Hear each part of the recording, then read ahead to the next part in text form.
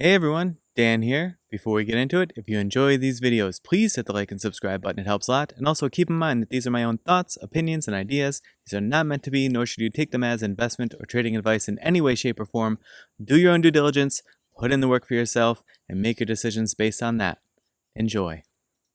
All right, folks, I wanted to share my momentum trade buys from today, and these are technically swing trades because I'm holding them overnights or potentially for several days, but I'm taking them more as momentum trades in my momentum account. And I know this sounds insane, but I have a swing trading account, investment account.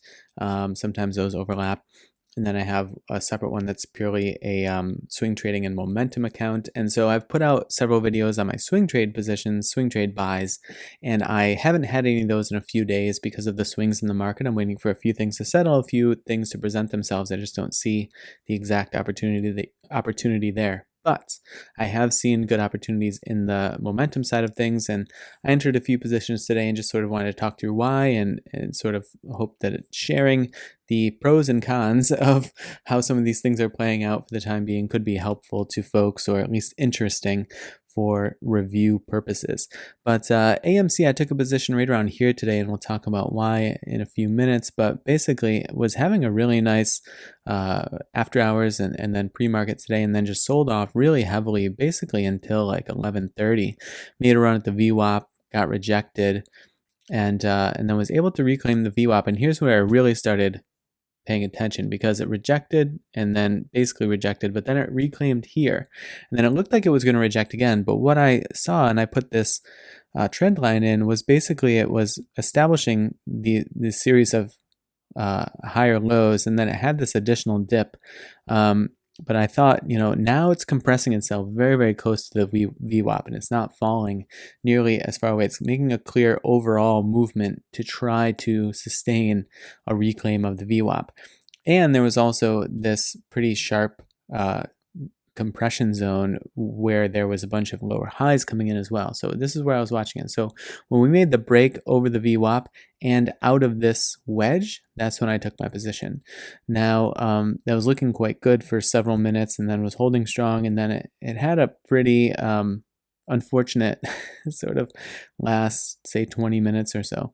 But overall, I'm feeling pretty good about how this is hanging around the VWAP at the moment, and I'm hoping that it can go strong into the pre-market tomorrow, and then kick off the day with maybe some big runs in the morning. We'll have to see. Never quite know with these, but that's what I was looking for. Or that's what I saw that sort of made me jump in today on AMC with Smile Direct. I've been looking at this one for a while, so kind of a similar setup, though a little bit different. So I would have taken this position right around here, I believe. Basically, I was looking at the systematic attempts to reclaim the VWAP. Now this had spent a bunch of the day, a big chunk of it at least, up and over the VWAP, and had a nice retest here, but then did that unfortunate thing that can fake out a lot of bulls, where it came down and looked like it had retested nicely and was headed back up. But then it got caught, stagnated out, and got caught then under this downtrend line. I think this got moved a little bit somewhere along the way. Sometimes I'm throwing these in very quickly and they kind of get shuffled around a little bit. So this one's not quite lining up how I would have been tracking it. That's a bit closer. That's good enough. So so basically, on the look of it coming through and holding to these trend lines here on the downside, and also this support zone that I threw in at 634. You see it had support there, and it had support and resistance back here as well, and even back here earlier on in the day. So it's a pretty strong zone. And when it kicked off of there again and then made a run up over the VWAP here, and it had this nice retest, that's when I took my position. So still doing pretty good on this one. Obviously not as good as I was doing when it was up here, but it finished the day quite strong. Now it's selling off a bit into the after hours, but who knows exactly what that is or how that actually sort of squares away when all is said and done. So I'm not too worried about that. It's not like it's selling off 10% or something like that. So a small, a few pennies I'm not worried about. But interested to see how this one plays out, but it looks like it could have the earmarks of setting up for some running, if not tomorrow, later on in the week. I don't mind holding it for more than a day. This is my big winner, of course. So I saw the big run up here. I had basically my markets on Webull. You can do markets active, and that'll just show you the stocks that are most active, and volume obviously being a big indication of what's going on. I saw that there was this movement. There's also, I don't think you can see it in the after hours, but you can see top movements by 5-minute interval. I think it's something like this. Tops, yeah, which means top gainers in the last 5 minutes. So that is another thing that I like to use to see what's just sort of like jumping really quickly. So for folks that are kind of always questioning how do you see these, that's one of the ways that I noticed these. But a couple of things happened. So it had this nice run up.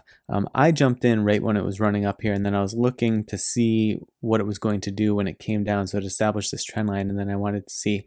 It didn't make any big movements out of here, though it looked like it was going to, but just instead chose to retest the VWAP. But it was, able to hold the VWAP really strongly in the close, and then has had a really nice after hours. Now, I've had these before where they're up easy double digits into after hours, and then still you wake up and it's like down 16%.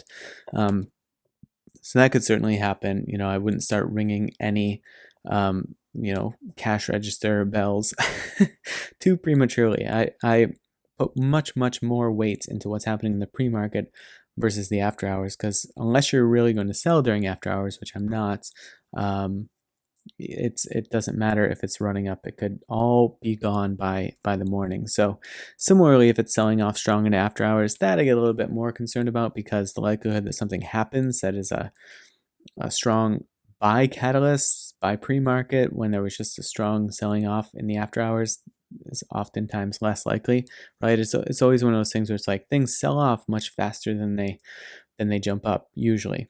But that's me trying to keep a level head of having this be at a nice gain for the moments. Now, Fuse, I started to see this creep up as well, and I think that they were having a vote or something today. I had seen that somewhere else, so I didn't double check it, so I don't honestly know if that was true. But it had this nice, pretty swift reclaim of the VWAP. We saw volume just kind of pushing and pushing and pushing and pushing, and looked like it was coming up. And so I took my position over the VWAP with rising volume, and holding this trend line pretty strongly, not even really retesting it, and then it jumped over this supply and demand zone at about 1060, 1061, and to me it was just looking really strong over this 9 MA. So that one I'm doing pretty well in for the moment as well, even though it had this kind of steep drop off. So I'm waiting to see what the news is on this one. I needed to come in and make the video, so I didn't have time to go sort of Google around and see what's going on with this. But that's Fuse, and then HLBZ. So this is sort of offsetting some of my excitement from ENSC. So this one I've been getting crushed on today.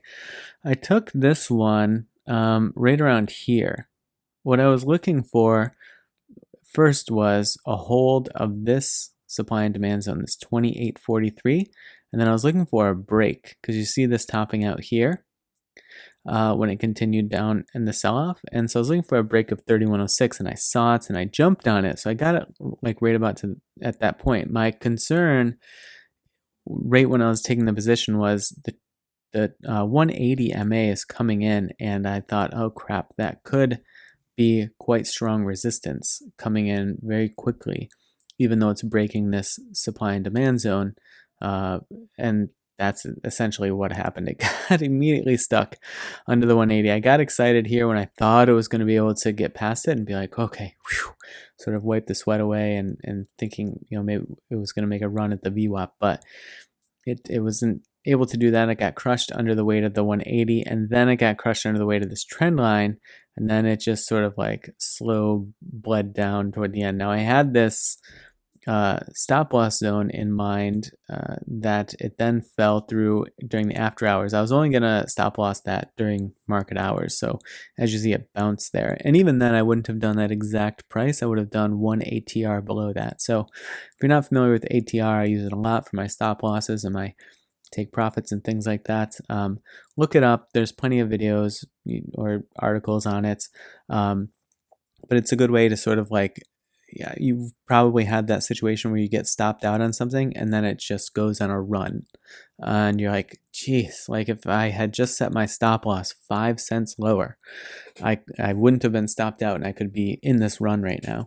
The ATR will sometimes help with that. So you have your supply and demand zone where you're setting your stop loss, and then I take it 1 ATR below that. So if this is 27.51, I think that says, if my ATR is 17 cents, I'll go 17 cents below 27.51 or 27.34. All right. So a mixed bag of info there, but so it goes with me. But I hope everyone had a nice trading day, and I appreciate you watching this video. I certainly wish you the best in the trading day tomorrow. I will see you in the next video.